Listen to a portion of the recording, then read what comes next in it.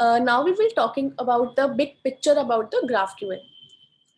So GraphQL is evolving, and so it is now talking with various languages like JavaScript, Ruby. So we have various tools which does not only have the various areas but also have the various other responsibilities. For example, we have GraphQL Hub, for that is for all the GraphQL related queries. We have Relay, which is used to interact with React, and some others. But before that, let's talk about the ecosystem breakdown. Now, first we have to understand the client, the server, and how the GraphQL is interacting in between. Now, client creates a pattern which is very similar to object-oriented programming. That means that it references the other types. However, the server is only the interface. Now, we'll just break down this ecosystem into three types of architecture.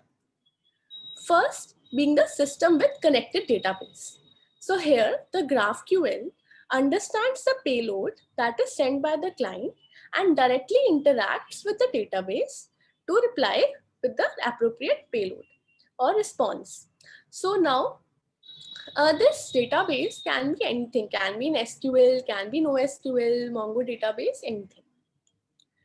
The other architecture is integrating with existing systems. Now, in our applications, we have certain legacy systems, right? So these legacy systems have can be a third-party API, can be microservices, or can be BFF, that is backend for frontend. So GraphQL acts as the middle layer of all these architecture. They hide all the complexity that is behind this and interacts directly with the client, giving it a single API response.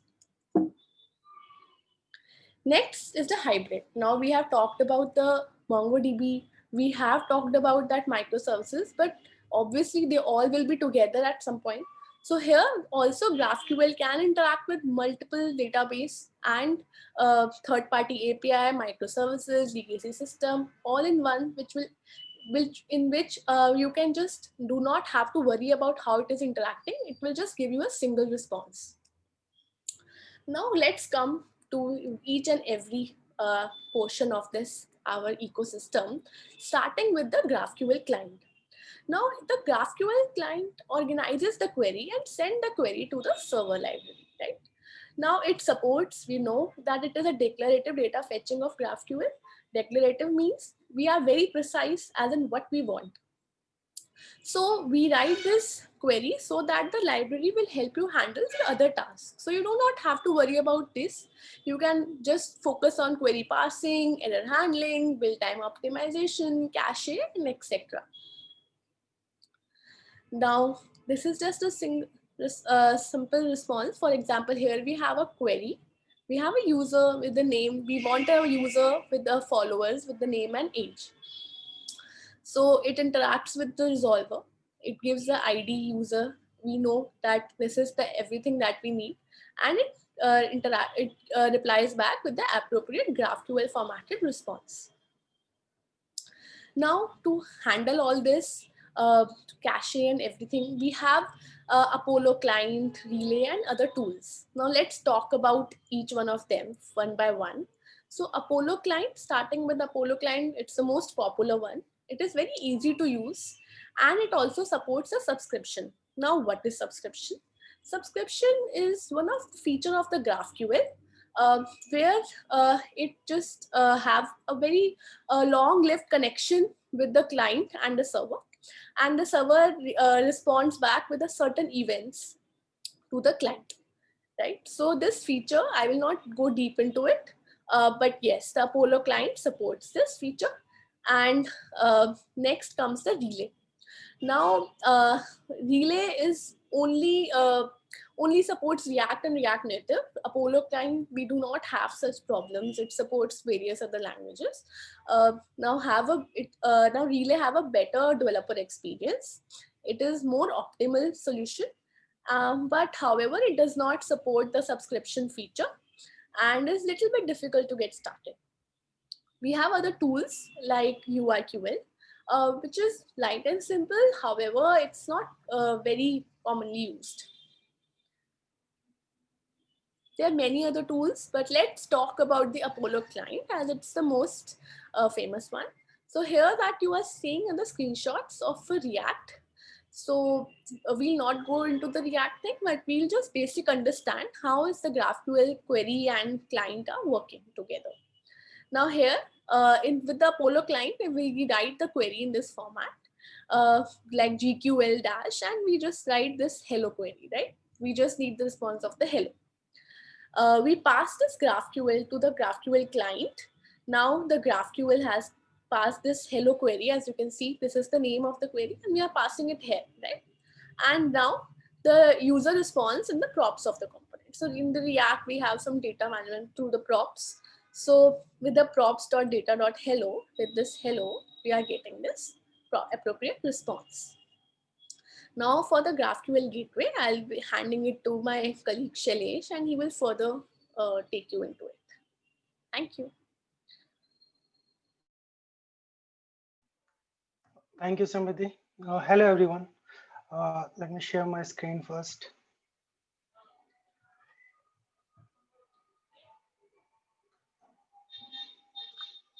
Can you see my screen? No, Shailesh.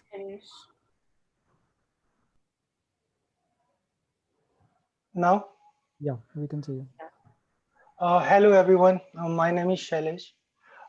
I'm working as a UI dev here in ThoughtWorks. So we'll be getting started with the GraphQL gateways. So as you can see, that's my own mic. So here, as you can see, there is a Apollo engine in between the client and the server. So we call it the gateways. Gateways aren't necessary for functioning GraphQL setup, but they can be useful part of the ecosystem. The idea is to add adjacent service like caching and monitoring to improve the performance. Query caching, so we cache our query, so it will reduce the number of calls you make to the endpoints. We can also do the error tracking via execution and access logs. We can also do the trend analysis to get insight into the changes in how your API is being used, and the query execution tracing to better understand the which API is working fine or which is not. So you can increase the performance with your GraphQL gateways. So here we can see, and this is the just a service between the server and client. It supports routing guidance. So if you fetching something from your client, so it will track of it similar.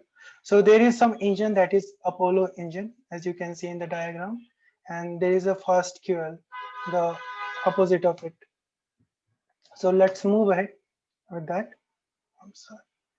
So here you can see it is like a backend server, but it is the middleware. It is a gateways. So this is the Apollo engine. Here you can see there's a multiple things you can do. You can add the security policies, change the control policy, manage federation, and etc. So now moving ahead with the GraphQL backend server. Your server is what enables all of the smooth front-end GraphQL code. It takes care of the ugly plumbing like handling queries via HTTP from your GraphQL client, retrieving the necessary data from the database, and responding to the client with the appropriate data following the client-defined schemas. So there is something that is data processing, as we have seen. There is a schema stitching. So a schema stitching, the combining multiple source into one, so client can get multiple thing into relation as a query. Like Akshay has shown us, we have stitched address with the users. It will be more useful when we use GraphQL with our BFF because we will be interacting with more microservices. So to form GraphQL backend server, it is very simple. So as we have earlier created the whole ecosystem, here just a small recap. We only require three things, that is a schema and plus resolvers, a GraphQL execution engine, so responsible for implementing GraphQL function, and the network layer. You can use Express if you are coming from the Node.js background, and you can use Micronaut or Spring Boot if you're coming from the Java and etc.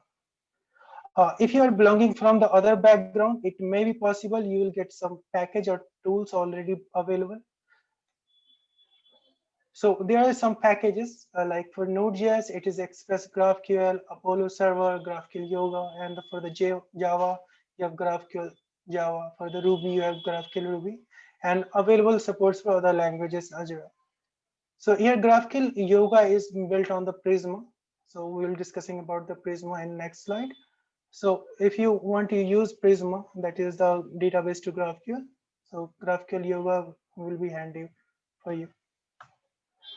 So now this is the database to GraphQL server. So database to GraphQL server means your GraphQL is talking to your database and providing all the detail of your data, whatever you have asked from the client side. So it's the communication between database and the GraphQL. Some will provide service in the form of ORM, such as Mongoose for MongoDB, if you have used. It's like you don't really need to write the actual query. You will write some in ORM structure. So you more focus on the data, not on the query. And your ORM or in between anything, it will convert the required schema or the query, which will be understood by the database. On the basis of that, you will get the data. It also convert the data to database to GraphQL API. So you can say there's no more server. You don't really need to interact with server. You can directly interact with your GraphQL API to fetch the data. So it will more into the very strong connection between the database and GraphQL. It can replace GraphQL server to communicate directly with client, as we have already seen in the uh, earlier in the convert database to GraphQL API. So there is some examples so you can use. There is a Neo4j GraphQL, Post Graphile, and the Prisma. It has some pros and it has also some cons. Like Neo4j is only supports Neo4j type of database, and the Post Graphile is only support PostgreSQL. And but the Prisma here, Prisma wins because it supports the multiple database system. If you are working on the MongoDB or the SQLite or the MySQL or anything, it will provide the support to you. For Neo.js, it is good because Neo4j is already built on the graph type database. So it become more handy if you are working with the GraphQL. So let's move ahead with the Prisma because as I earlier told you that Prisma is more useful. So here is a high level view where Prisma lies. As we have already seen, we require a network layer, we require a database, and in between we can add the Prisma client or client like Neo4j and the PostgreSQL. So you can use the Express because I'm a UI dev, so I have more experience on the Node side. Uh, you can use Micronaut as Subham have used. You can use Spring Boot or other. If you're belonging from other language, you can use that network layer related to that language.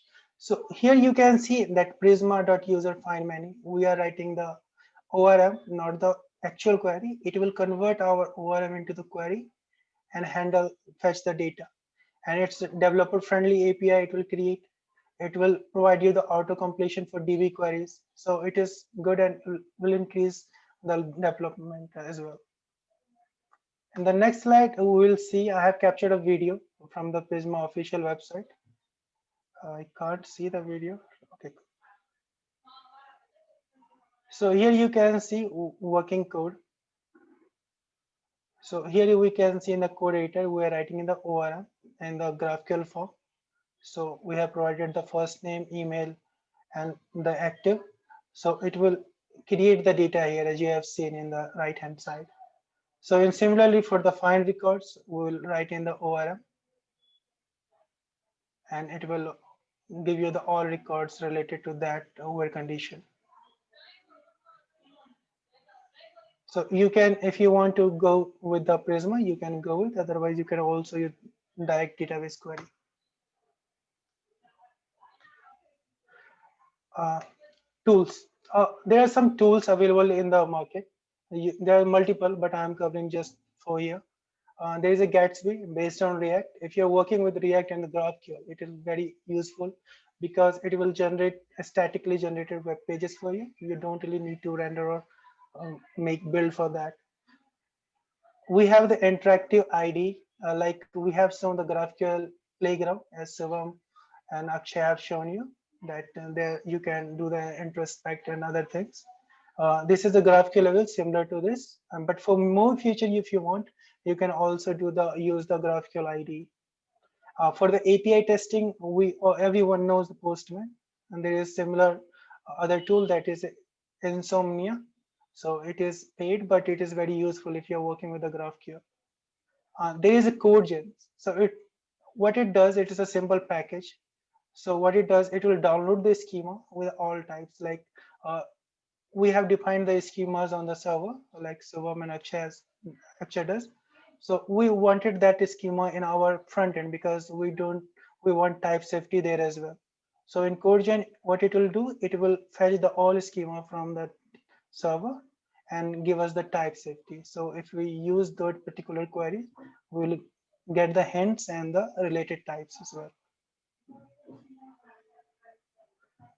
So there are many tools out in the market and keeps growing. I hope you will explore as much as possible and make developers' life more easy.